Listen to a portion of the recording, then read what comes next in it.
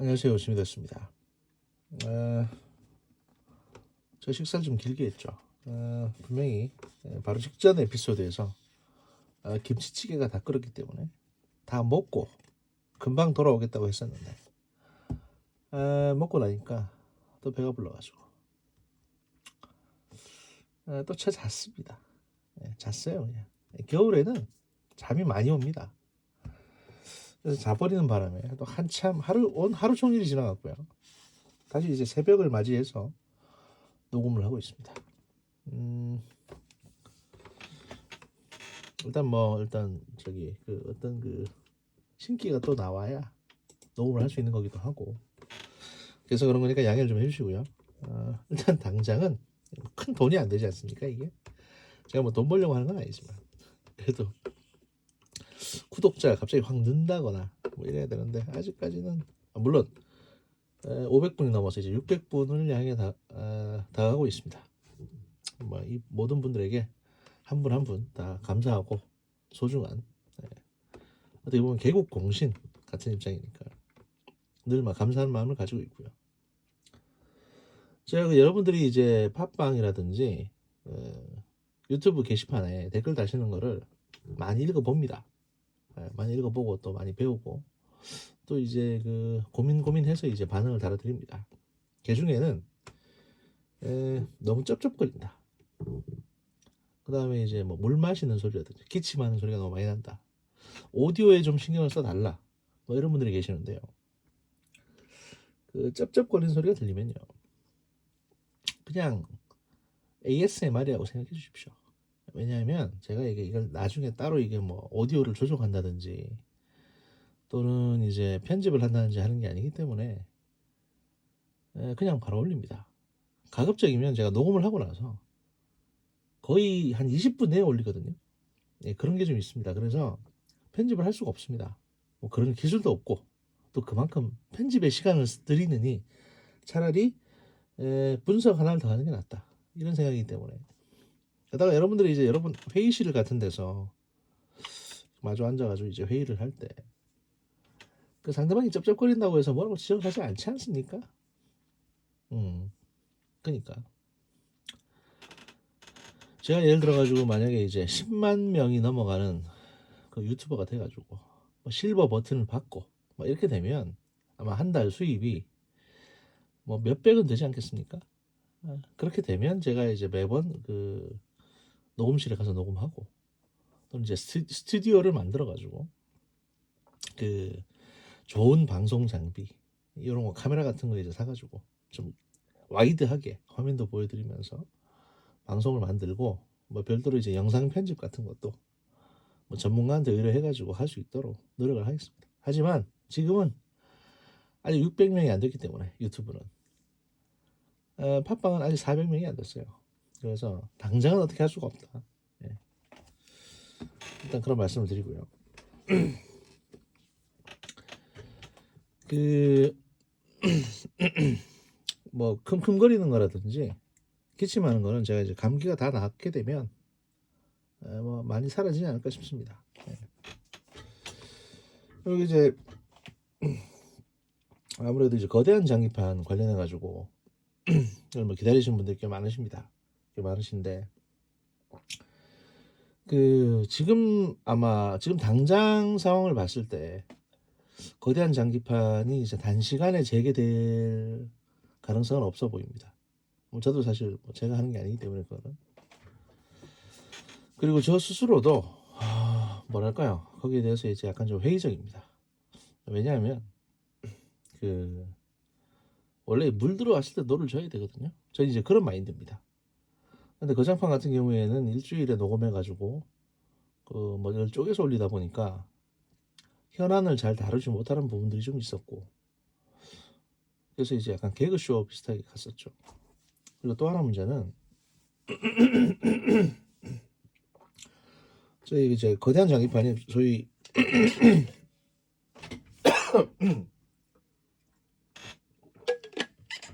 거대한 장기판이 소위 그 조국 사태 관련해 가지고 상당히 이제 선도적인 어떤 그 보도를 많이 했습니다. 보도를 많이 했는데 그래서 사실 김수민의 뉴스 밑장이나 거장판이 어떻게 보면 이제 객관적이다.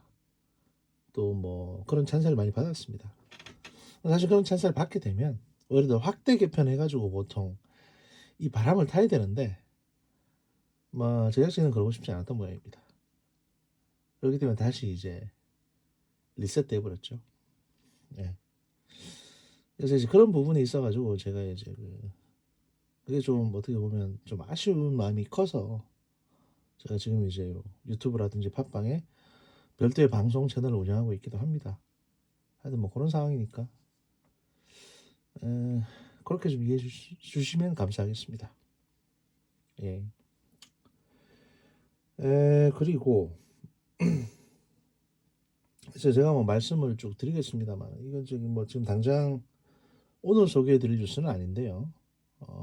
얼마 전에 이제 북한이 그 중대 실험이라고 하는 어떤 이벤트가 있었습니다. 북한에서. 그래서 그거 가지고 말들이 좀 많습니다. 근데 사실 우리나라 언론에서는 별로 안 다루고 있죠. 그냥 중대 실험 이 정도만 얘기를 하고 있는데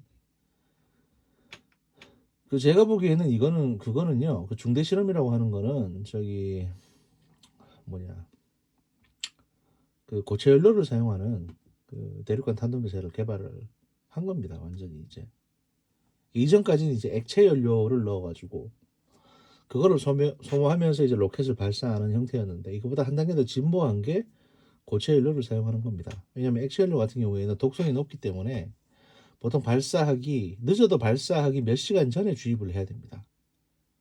그리고 그 주입을 하려면 이제 매번 복잡한 시설들이 좀 있습니다. 그러다 보니까 그 액체 연료 로켓 같은 경우에는 특정한 지역에서만 쏠 수 있거든요. 그러면 예를 들어서 상대편이 액체 연료 로켓에 연료를 주입하고 있다는 게 포착이 되면 또 그런 징후가 보이면 그냥 공중에 있는 전투기 보내가지고 거기를 폭격해버리면 됩니다. 그러면 이제 무력화가 되는 거죠. 그런데 고체 연료 로켓은 그럴 필요가 없습니다. 그냥 싣고 다니다가 아무 데서나 쏠 수가 있습니다. 버튼 하나만 누르면. 근데 이제 상대적으로 출력이 낮기 때문에 그 기술도 복잡합니다. 좀 더. 왜냐면 균일하게 이제 연료를 태우는 기술이 필요한데 그게 잘 안 됩니다. 그렇기 때문에 이제 좀 고민했죠. 그래서 이제 북한 같은 경우에는 그래서 로켓 발달도 사실은 액체 연료 로켓에서 고체 연료 로켓으로 이제 발달돼 온 겁니다. 소위 말해서 그렇게 전환돼서 온 건데 뭐 잠수함 발사 로켓도 마찬가지였고요. 그랬는데 북한 같은 경우에는 여기에 대한 별도 제한이 없다 보니까 자기들 마음대로 기술을 갖다 도입해가지고 연구를 한 것 같습니다. 한국 같은 경우에는 고체 연료 로켓 같은 경우에는 이제 사거리 뭐 몇백 킬로 이상 또는 이제 탄두 중량 몇백 킬로그램 이상은 개발 못하도록 한미 미사일 협정이 있습니다. 거기서 이제 규제를 받고 있습니다. 왜냐하면 그 박정희 대통령 때 저희가 이제 핵무기를 개발을 하고 있었거든요. 그래서 핵탄두하고 그 핵미사일을 개발하고 있었는데 그에 실리는 이제 미사일 발사체를 개발하고 있었는데 미국이 그걸 알고 나서 그걸 갖다가 중단시켜 버렸습니다. 그래가지고 그 고체 연료 로켓은 사실 우리가 기술은 있습니다. 그 당시 개발에 참여하셨던 국방과학연구소 연구원을 이제 제가 나중에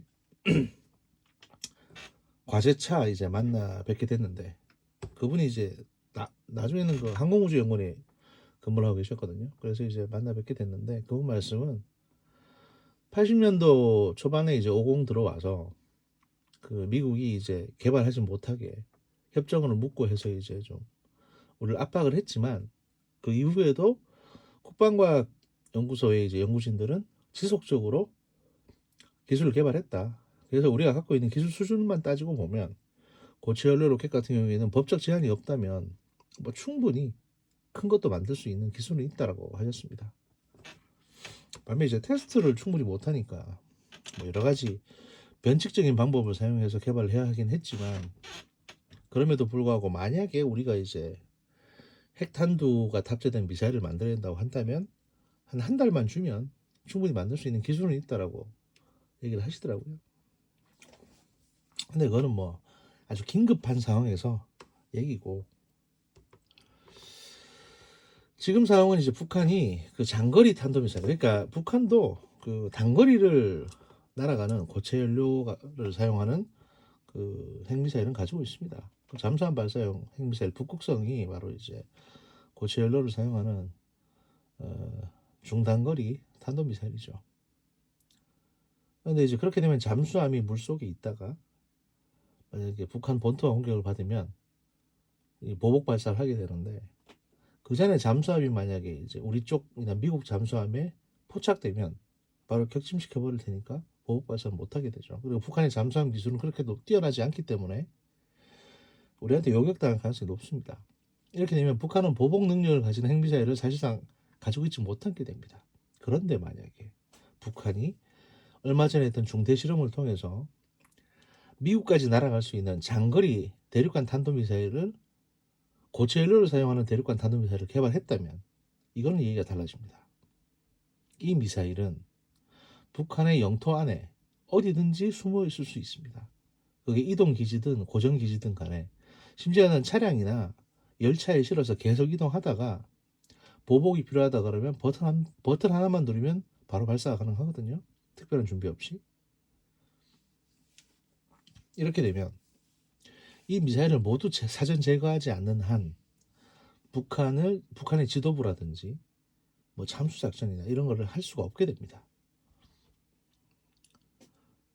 그래서 이제 소위 말해서 보수 여러분들이 원하는 북한 공격을 못하게 되는 거죠.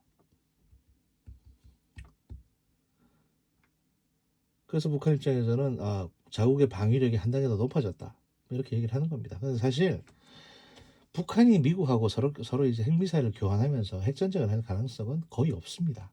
그렇게 해서 북한이 얻을 수 있는 것도 없고요. 그런데 도대체 왜 저러냐? 그 고체 연료를 사용하는 그야말로 완벽한 그 대륙간 탄도미사일을 북한이 개발한 이유는 북한 혼자 쓰려고 개발하는 게 아니고요. 이건 이제 수출용이기도 합니다. 예, 수출용이요. 그러니까 핵탄두를 싣지 않고 그냥 발사체만 우주개발용으로 수출할 수 있는 겁니다. 우주개발용이라는 명목 하에. 예를 들어서 발사체를 우주개발용이라는 명목 하에 이란으로 수출한다고 생각해 보십시오. 그럼 이란이 독자적으로 개발한 핵탄두를 거기에 탑재해서 이란은 대륙간 탄도미사일을 보유할 수 있게 됩니다. 그래서 이제 북한의 핵개발이나 발사체 개발에 이란이 사실 많은 어떤 그 자금 지원을 해왔거든요. 거의 공동 개발인 셈이죠. 그래서 이제 북한 같은 경우에는 미국도 그걸 알기 때문에 이란도 억제하면서 북한도 억제해 왔던 겁니다. 그런데 이제 북한 입장에서는 생각이 좀 복잡해지죠. 왜냐하면 뭐 사실 그렇게 무기 만들어 가지고 세계에 팔아서 돈을 벌어 왔거든요, 지금까지. 근데 미국이 하지 말라고 하니까, 그러면 오케이, 그러면 저기 핵무기나 발사체 개발 안 할 테니까 거기에 상응하는 경제 지원을 해달라, 또는 저기 뭐 외국 투자를 끌어와서 산업을 좀 일으켜 달라, 이렇게 미국에 계속 요구를 해왔던 겁니다. 또 동시에 한국에는 이제 뭐 니네가 우리한테 직접 돈 주기 어렵다는 걸 알고 있으니까 뭐 전기라든지 또 전력을 공급해 달라든지 에너지나, 또는 뭐 개성공단을 좀 열어가지고 다시 한번 이제 산업을 좀 확대할 수 있게 도와달라고 수차례 얘기를 했을 겁니다. 그런데 사실 이명박 박근혜 정권 시대 때는 그게 쉽지가 않았습니다. 왜냐하면 그 박왕자 씨 피살 사건으로 이제 이명박 정부가 북한과의 대화를 완전 그러니까 닫아버렸는데, 그게 이제 정권 한 초기쯤 되죠. 초중반기 됩니다.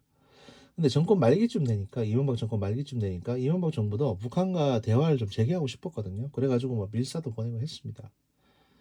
그래서 우리가 북한 쪽에 요구했던 요구 조건은 뭐냐면, 야, 다른 건 다 필요 없고 니네가 박왕자 사건에 대해서 미안하다고 한마디만 해주라. 그러면 우리가 다시 이제 경제 교류라든지 남북 협력이라든지 확대하겠다, 이렇게 애원하다시피 했는데도 북한이 거절해댑니다. 왜 그랬을까요? 사실 이건 역사적으로 좀 비극이라고 생각하는데요. 이명박 정권 말기는 이제 김정일이 죽고 나서 김정은이 그 자신의 권력을 강화하던 시기였습니다. 그러니까 김정은 입장에서는 상당히 불안정하죠. 왜냐하면 장성택이 외삼촌이라고 이렇게 뭐 자기를 압박 핍박하고 뭐 어린 놈의 새끼를 왕을 시켜놨으니 뭐 자기가 뒤에서 상황 정치하겠다는 식으로 또 이 장성택 세력이 많으니까요. 장성택은 또 중국을 등에 업고 있었으니까 그런 시기였기 때문에 김정은 입장에서는 자기 편을 끌어모으고 하나하나 이 장성택을 제거하고 완전히 자기 세력으로 북한을 장악할 수 있도록 조심조심해야 되는 상황이었습니다. 그런 상황에서 김정은의 결정으로 남한과의 대화를 재개할 수는 없죠. 그러니까 조심스럽게 거절했던 겁니다.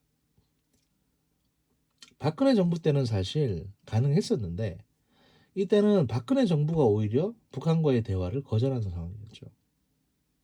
북한 입장에서 사실 뭐 좀 화딱지 나기도 했고 근데 북한 입장에서는 어쨌든 핵무기를 개발해서 완성시킨 다음에 이걸 지렛대로 삼자라는 판단을 했던 것 같습니다. 어제 남한 보니까 남한이 뭐 돈을 많이 줄 것 같지도 않고 그런데 현재 이제 문재인 정부가 갑자기 들어왔죠. 그러니까 문재인 정부에 대해서는 북한이 기대를 많이 했던 것 같습니다. 그래가지고 초반부터 지금 평창 동계올림픽이라든지 또는 남북 정상회담이라든지 이런 걸 많이 했죠. 그리고 상당히 전향적으로 이전 정부하고 다르게 많은 조치들을 했습니다. 그런데 문제는 뭐냐? 이 문재인 정부 청와대에 있는 저희 386 임종석이나 뭐 이런 진보 그 양반들이 평양에 와가지고 냉면 처먹는 데만 급급하고 감동하고 감격했죠. 그리고 자기 때 뭔가 업적을 이뤄보리라라고 생각을 했을지 모르겠습니다. 그 사람들을 붙잡고 북한이 그때 뭐라고 했습니까? 돈 보따리 좀 가져왔냐? 뭐 협력사업 할 거 가져왔냐? 안 가져왔는데 그 냉면이 넘어가냐? 이런 얘기를 그때 했었죠. 비아냥거리면서. 이게 무슨 얘기인지 아십니까? 이게 뭐냐면 북한은 남한 입장을 많이 배려했고요. 그 남한이 직접 돈 주기는 힘들 거 알고 있습니다. 그러니까 에너지, 전기라도 좀 공급해주고 한 400만 킬로와트 필요하니까 전력 공급 좀 해주고 개성공단 다시 열어가지고 경협을 좀 확대하자 이런 식으로 제안을 했는데 학생운동만 처했던 청와대 386 인간들은 우리 주체사상은 그런 자본주의가 아니다. 그러니까 주체사상 완성하시라. 우리가 저기 인도적인 차원에서 쌀가마니 같은 거 지원해 줄 테니까 혁명을 완성하시라고. 이러면서 그냥 차일피일 계속 대화를 미루고 자기들 지지율 떨어질 때만 한 번씩 오고 이랬습니다. 뭐 대대적으로 뭔가를 퍼준 것도 아니고 돈 좀 달라 그러면 미국 것 얘기 꺼내면서 우리가 돈 보내주거나 지원해주기 어렵다고 하고 야 그럼 전기라도 좀 달라 그러면 저희도 지금 탈원전 정책 중이라서 전기 부족하다는 식으로 얘기하고 이러니 김정은이 열을 안 받겠습니까? 받지 당연히. 일단 미국하고 대화해 보니 미국하고는 대화가 잘 안 됐죠. 왜냐면 미국 입장에서는 야 돈은 남한한테 받으라고 그러는데 남한은 돈 낼 생각이 없는 것 같고 그러니 이제 북한 입장에서는 열 받죠. 그래서 1년 전부터는 남한을 완전히 배제시킵니다.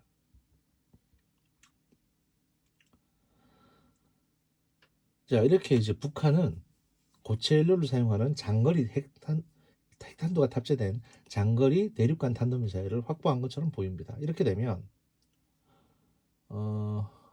전쟁이 안 됩니다 이제. 예. 미국을 직접적으로 위협할 수 있으니까요.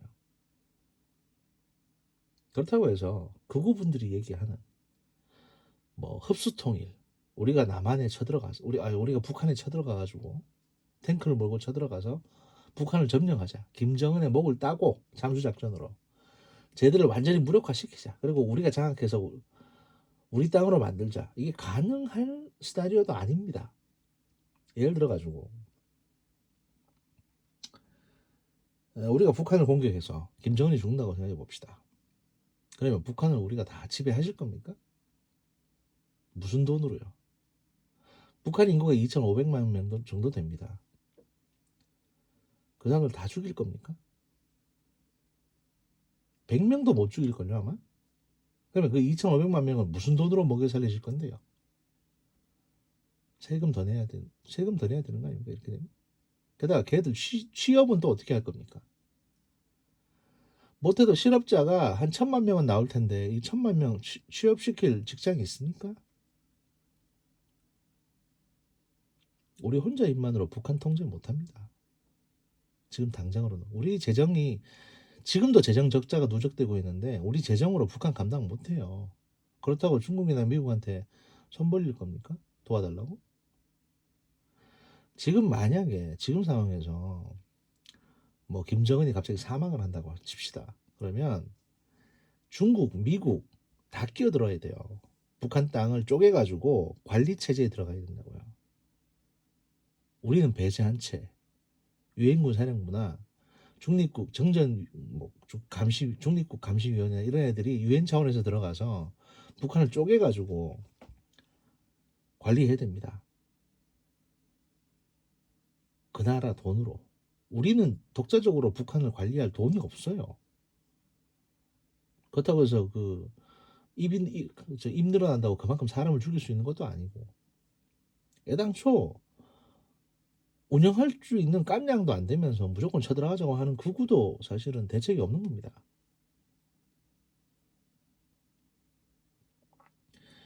에너지 공급해주고 개성공단 같은 공단을 많이 확대해가지고 북한이 스스로 경제 발전을 해서 베트남 수준 정도 됐을 때 그때 뭐 두 국가를 하든지 통일을 하든지 이렇게 하는 게 우리한테도 좋고 북한한테도 좋은 겁니다. 무슨 뭐 복수하자는 식으로 다시 전쟁 일으켜 가서 뭐 어떻게 하시려고요? 그럼 그런다고 해서 한국 경제가 좋아집니까? 아닙니다. 일본은 좋아지겠죠. 주변국에서 전쟁 나면 그쪽에서 생산해야 되니까.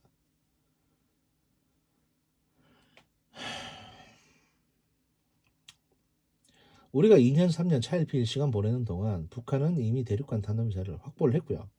미국은 한국이 도움이 안 된다고 생각하고 있습니다.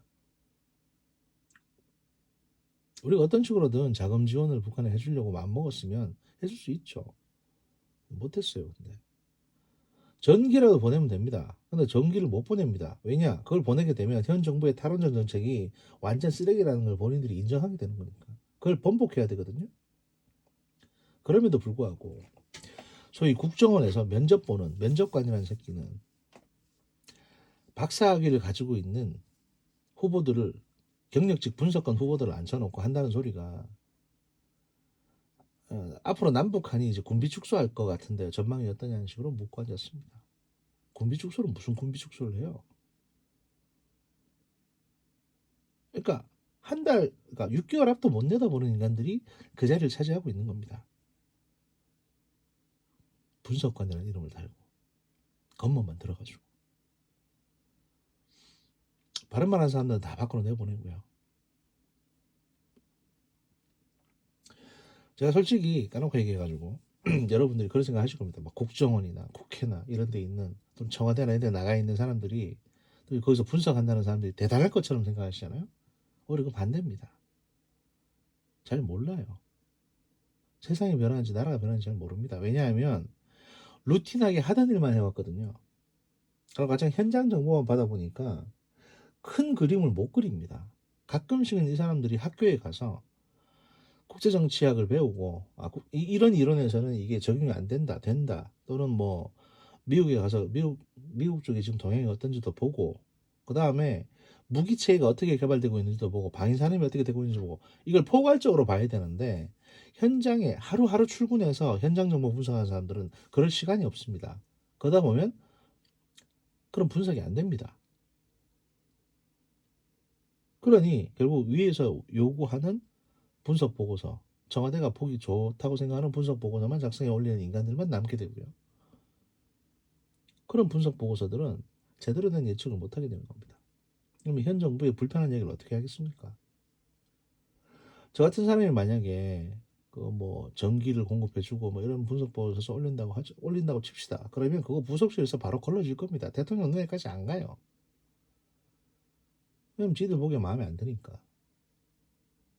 여기는 전문가가 써 올리는데 비전문가가 그걸 보고 킬시켜버리는 겁니다. 그런 구조입니다. 그러다가 우리가 IMF 왔고요.